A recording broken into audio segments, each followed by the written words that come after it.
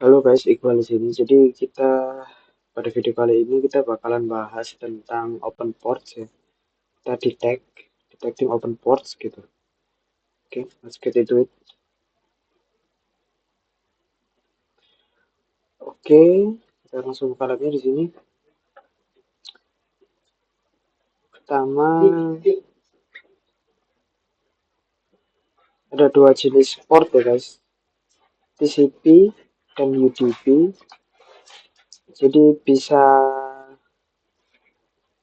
ambil sampai 65.000 of each for any given IP address. Services that connect to the internet use specific ports to receive information. Therefore, each location.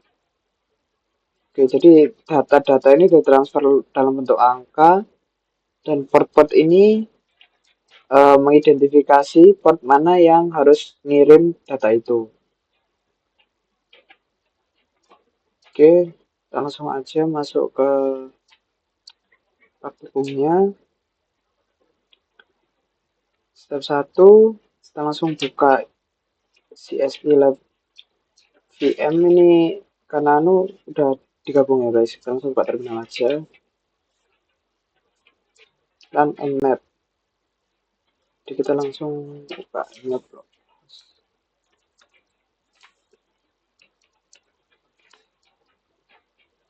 Nah, ini kayak gini guys, yang open tuh port 21, 22 sama 23 TCP. Okay, next.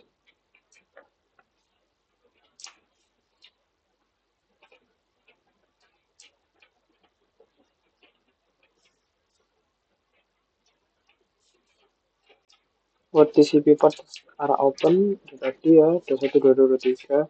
Provide a description of the service associated with each on port.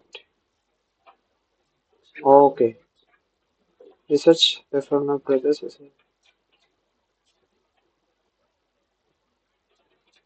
Oke.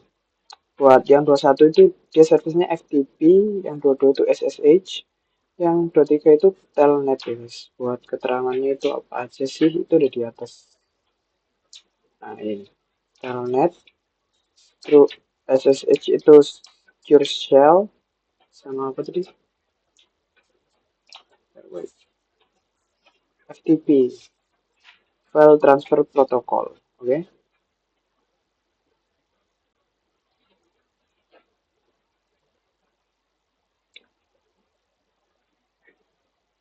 Oke. Terus kita disuruh untuk provide description of the service. Jadi servicenya adalah SSH, telnet, sama FTP. Coba cari saja di Google.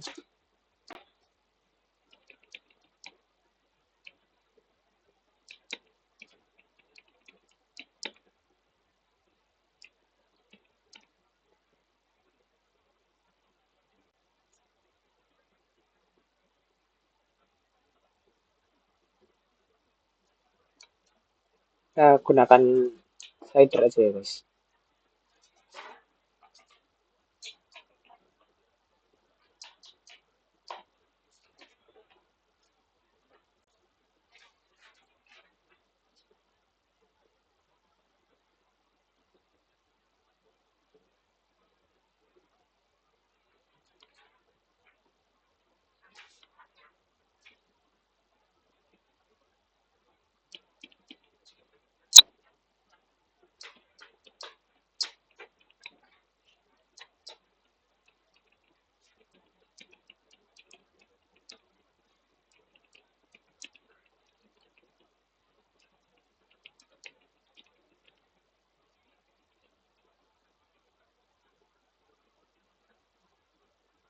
Oke, jadi untuk yang FTP itu transferring files between a client and server of TCP-based network.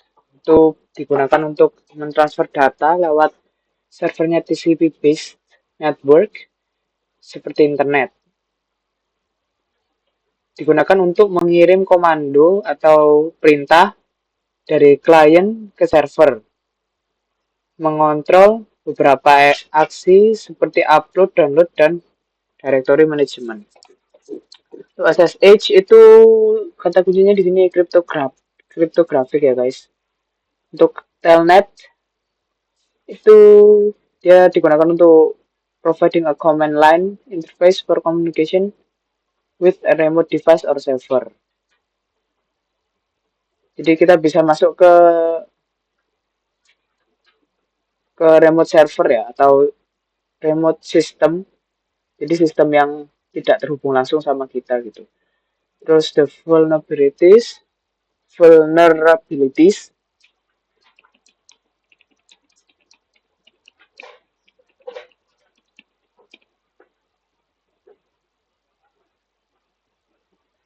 untuk FTP kerentanannya atau kelemahannya yang pertama adalah sedikit enkripsi, jadi mudah dibuka ya guys.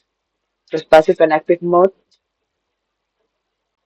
uh, rentan terhadap passive and active modes. Ini bisa bikin server itu jadi terhubung sama sesuatu yang nggak kita inginkan. Terus rentan terhadap brute force. Buat yang nggak tahu, brute force itu kayak serangan yang dilakukan terus-menerus gitu. Misalnya password, kita coba satu, enter dua, enter tiga, enter terus sampai kebuka ya guys. Lack of integrity checks. Jadi integritinya itu kurang terkoordinasi. Untuk itu wiki management yang SSH, man in the middle attacks, exploitations of vulnerabilities, brute force attacks juga. Yang ini unencrypted communication. Jadi dia kebuka, jadi tidak terenkripsi. Terus rawan di hijack di sesinya, credential theft atau data-data penting, pencurian data-data penting, terus eksploitasi dari service yang misconfigured. Oke, sekarang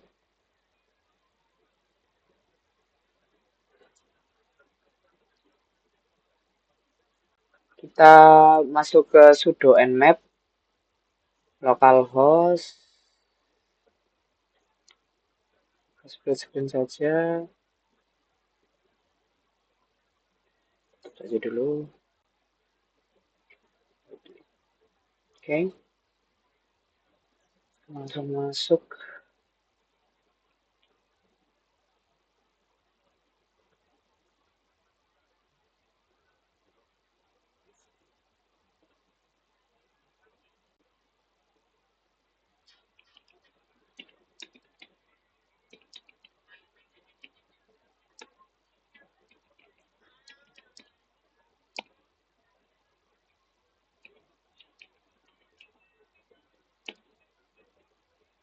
Oke, langsung baca starting bla bla bla. Di sini port yang kebuka itu 123 UDP.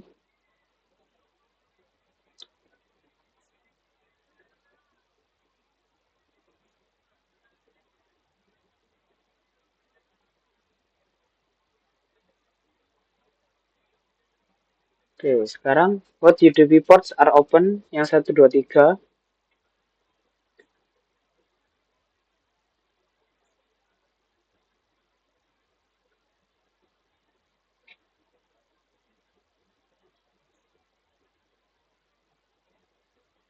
Describe the purpose of UDP of each port. Jadi karena cuma ada satu.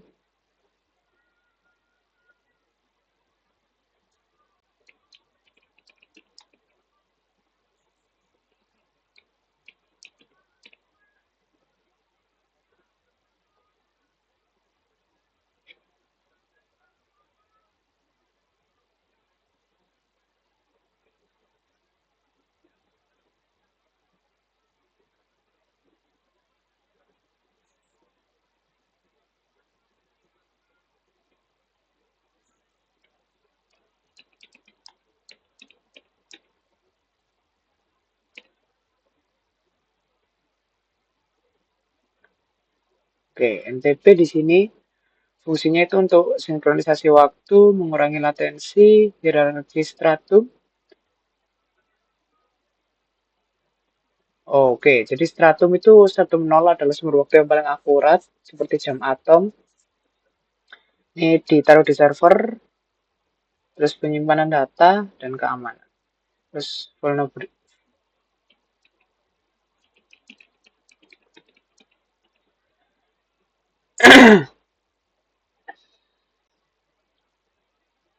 Oke, untuk NTP ini kelemahannya atau rentan terhadap spoofing. Jadi penyerang bisa mengirimkan konfirmasi, ngirim data yang salah. Dan ada DDoS amplification, man in the middle attack, dan salah konfigurasi, kelemahan dalam implementasi, dan jamming dan interferensi. Sekarang kita masuk lagi ke terminal. Kita masukkan ini.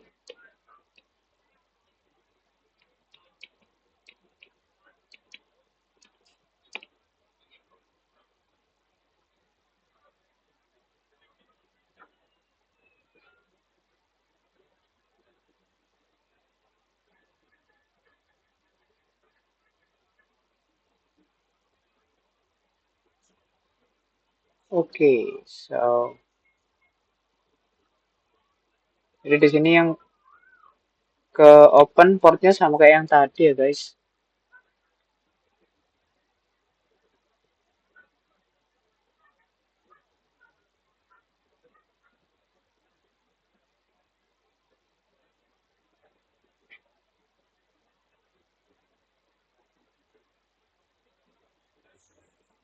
Oke,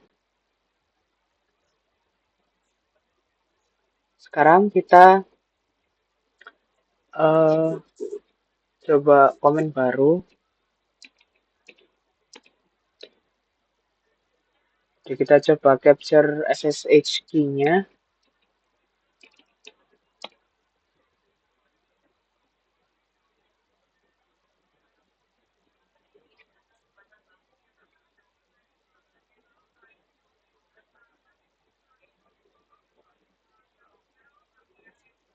Tunggu. Oke.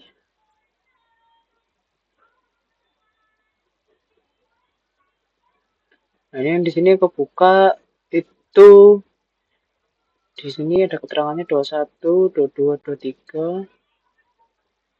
Hmm.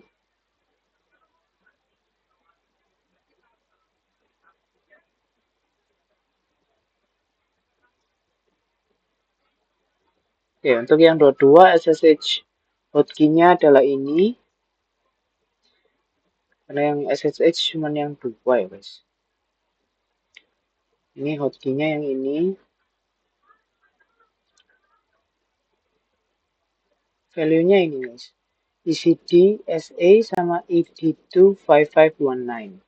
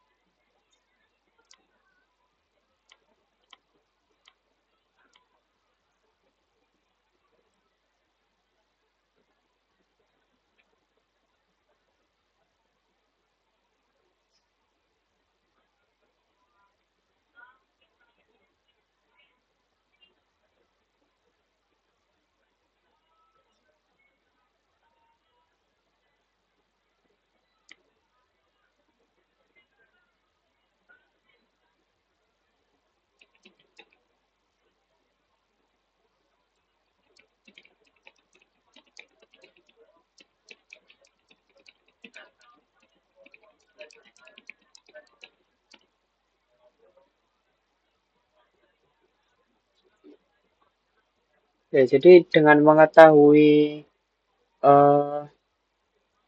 SSH key hotkey-nya, para attacker itu bisa melakukan pencurian identitas digital. Jadi dia bisa menyamar jadi yang punya key, terus bisa mengefisiensikan serangannya juga, terus bisa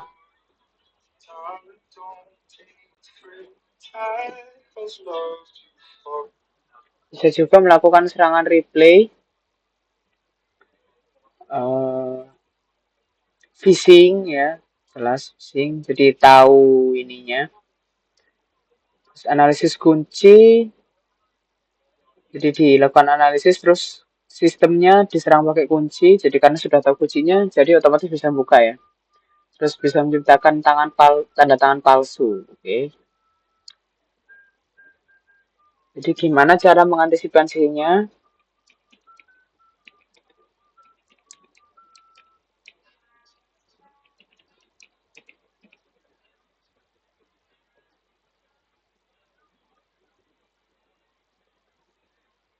Oke, pertama keamanannya harus dijaga ya kunci privatnya. Taruh di security module atau di enkripsi, jadi jangan sampai disebar-sebar gitu. Terus kalau akses internet juga pakai protokol yang aman kayak SSL atau TLS. Terus verifikasi tanda tangan digital. Pakai MFA juga bisa, multi-factor authentication. Kalau di Windows ada yang Windows Authenticator itu ya, atau pakai Google Authenticator. Terus audit dan monitoring. Ya, kurang lebih itu. Ini next. Sekarang kita balik lagi ke sini. Kita clear dulu biar nggak biar rapi. Oke. Kita masuk ke sini. Kita buka manualnya dari Nmap ya guys. Terus kita balik aja. Sekarang, oke, udah selesai. Yeay.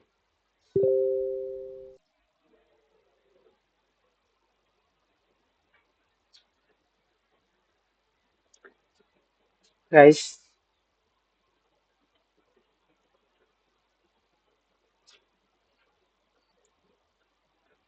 jadi video kita kali ini sekian dulu.